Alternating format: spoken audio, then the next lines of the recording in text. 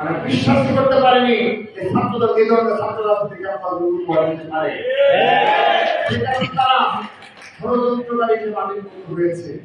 তারা এখনো সিদ্ধান্ত নিয়েছে, আমরা যতটুকু জানি তারা যদি গুপ্ত সংগঠন ছিল, তারা ছাত্রদের ভালো কাজের জন্য তারা এখন গুপ্ত থাকার সিদ্ধান্ত নিয়েছে। সেখানে আপনারা লক্ষ্য করে দেখবে যে তাদের ক্যাম্পাস কমিটিগুলো হয় 2 সদস্য, 3 সদস্য, 5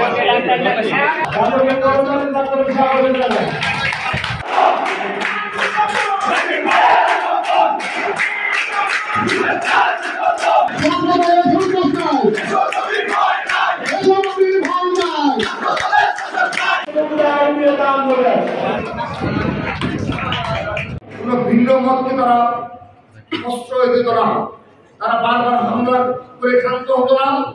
এখানকার যারা লোকাল, যারা আওয়ামী লীগ রয়েছে, ছাত্রলীগ, যুবলীগ রয়েছে, তাদেরকে দিয়েও উপর্যুপরি নির্যাতন চালিয়েছে। শুধু তাই নয়, আমাদের ছাত্র দলের নেতা কর্মীরা হলে থাকতে পারেনি, তারা সাগরে যদি বাসা ভাড়া নিয়ে থেকেছে, সেখান থেকে কষ্ট করে তাদের শিক্ষা জীবন শেষ করার চেষ্টা করেছে। কিন্তু সেখানে গিয়ে হামলার ঘটনা ঘটেছে। শুধু তাই নয়, শুধু হামলা করে তারা শান্ত হয়নি, পরবর্তীতে পুলিশকে দিয়ে তাদের গ্রেপ্তার করানো হয়েছে এবং বিভিন্ন মিথ্যা মানব মামলায় জড়িত করা হয়েছে। এভাবে জাহাঙ্গীরনগর বিশ্ববিদ্যালয়ের ছাত্র দলের আমাদের নেতা কর্মীরা প্রকাশ্য রাজনীতি করার কারণে বারবার তাদের জীবনের সংগ্রামের এক ইতিহাস রচনা হয়েছে। তার এই ধারাবাহিকতায় সর্বশেষ সময়েও এই জুলাই আগস্টের পূর্ববর্তী সময়েও আমার সামনে উপস্থিত এই জাহাঙ্গীরনগর বিশ্ববিদ্যালয়ের ছাত্রদের সত্যিকারের বীর সৈনিকেরা বিরোচিত ভূমিকা পালন করেছে বারবার। আমরা 2018 সালের নির্বাচনে, অবৈধ নির্বাচনের বিরুদ্ধে লড়াই সংগ্রাম করেছি। এই জাহাঙ্গীরনগর বিশ্ববিদ্যালয়ের সর্বোচ্চ সকল নেতা কর্মী এই অবৈধ নির্বাচনের বিরুদ্ধে রাজপথে অবস্থান করেছিল।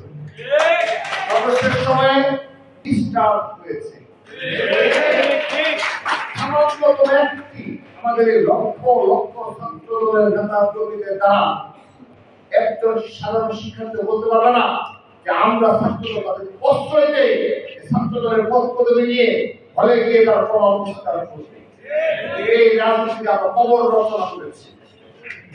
বিগত সময়ে ছাত্রলীগ যে ধরনের অপরাজনীতি করেছে, সন্ত্রাসী কর্মকাণ্ড করেছে, নির্যাতন, নারী নির্যাতন, যিনি রয়েছেন শিবিরের সাবেক সভাপতি, তিনি এখন দেখা যাচ্ছে যে আবরার ফাহাদের খুনিদের আইন হলে শিবিরের সাবেক সভাপতি। এই বিগত জুলাই মাস ছাত্র জনতার গণ অভ্যুত্থানে এককভাবে কোন ছাত্র সংগঠনের সবচেয়ে বেশি কর্মী যদি শহীদ হয়ে থাকে, সেই সংগঠনের নাম বাংলাদেশ জাতীয়তাবাদী ছাত্র দল। এই কথাগুলো বলার অর্থ হচ্ছে এটি, বাংলাদেশের যে গণতান্ত্রিক আকাঙ্ক্ষা রয়েছে বাংলাদেশের মানুষের মনে, সেই গণতন্ত্র যদি কেউ স্তব্ধ করে দিতে চায়, সেই গণতন্ত্রের প্রতি যদি কেউ বাধা হয়ে দাঁড়ায়, সেই বাধা উপড়ে ফেলার একমাত্র দৃঢ় সংকল্প হচ্ছে বাংলাদেশ জাতীয়তাবাদী ছাত্র দল।